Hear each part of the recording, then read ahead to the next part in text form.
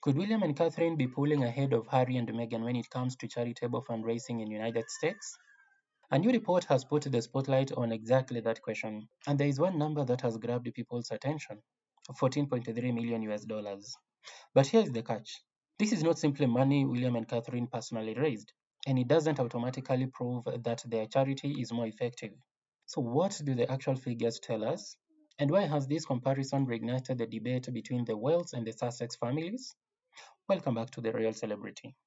Radar Online recently reported that the American Friends of the Royal Foundation, that is the US arm connected to Prince William and Catherine's Royal Foundation, held approximately 14 million US dollars in funds at the end of December 2025. The same report says approximately 11.7 million US dollars flowed from the American organization to the Royal Foundation during 2025. Those are significant figures, but we need to be precise. The 14.3 million figure is funds held at the end of the year, while the 11.7 million figure is the reported amount that flowed to the Royal Foundation during the year. And these numbers came from the financial reporting highlighted by Radar Online, so they should not be turned into a simple scoreboard saying William and Catherine have beaten Harry and Meghan. But the comparison is still interesting because it gives us a chance to look at what the two couples are actually doing philanthropically. The Royal Foundation describes itself as the main philanthropic and charitable vehicle for the Prince and Princess of Wales, and its work is not built just around one issue. Take Prince William's Homeward Initiative. Launched in 2023, Homewards aims to demonstrate that homelessness can be prevented from becoming inevitable. It works across 6 locations in the UK and brings together charities, businesses, and local organizations. And then there is the Archer Prize. William created the prize with the Royal Foundation to identify and support innovative solutions to major environmental problems. It later became an independent charity in 2022. So William's charitable profile is increasingly associated with two very recognizable themes: tackling homelessness and tackling environmental challenges. Catherine has developed her own major areas of focus: early childhood. Through the Royal Foundation Center for Early Childhood, she has championed research and initiatives looking at how experiences during the early years can influence people's lives later on. The foundation has also supported work involving children's social and emotional development and mental health. So when people hear Catherine's name in connection with charity, early childhood and children's well-being have become a major part of the conversation.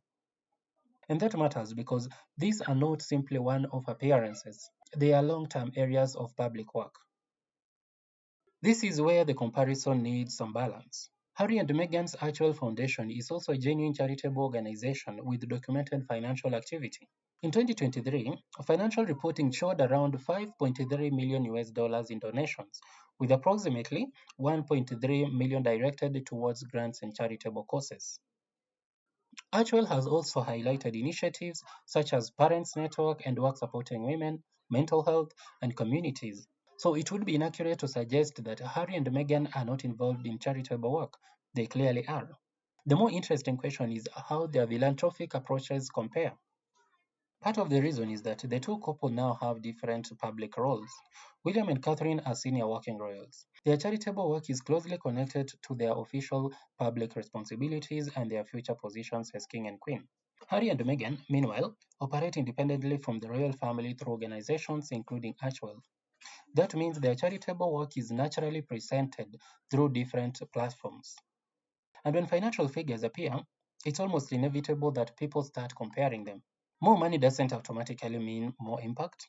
A charity with 14 million isn't automatically doing more good than the one with 5 million. To probably compare charitable organizations, you need to examine things like how much money was raised, how much was actually spent on charitable programs, what projects were funded, and what measurable results did those projects produce. So the latest numbers can tell us something about the scale of financial activities. They cannot, by themselves, tell us who is a better philanthropist. What makes this fascinating isn't simply the money, it's the fact that both couples have built recognizable charitable identities, but in very different ways. William has homelessness and environmental issues. Catherine has early childhood and children well-being. Harry and Meghan have focused their foundation's work on areas including mental health, women's well-being, digital rights, and community support. So perhaps this is not really a story about who won the charity race. Perhaps it's about how the two branches of the same family have developed completely different approaches to public service. The latest financial figures have certainly given royal watchers something new to debate. It's worth remembering what those numbers actually represent. 14.3 million in reported end-of-year funds is not the same thing as 14.3 million spent on helping people. A larger financial figure doesn't automatically equal greater charitable impact. What we can say is that William and Catherine's charitable operations has a substantial United States financial connection, while Harry and Meghan's Archwell Foundation has also documented significant fundraisings and charitable grants. So now I want to hear from you. Do you think William and Catherine have developed a clearer long-term charitable identity? Or is the media simply turning two different approaches into another royal rivalry? Let me know your thoughts in the comments below. And if you enjoyed this video, don't forget to subscribe to The Royal Celebrity for more royal news, analyses, and stories everyone is talking about.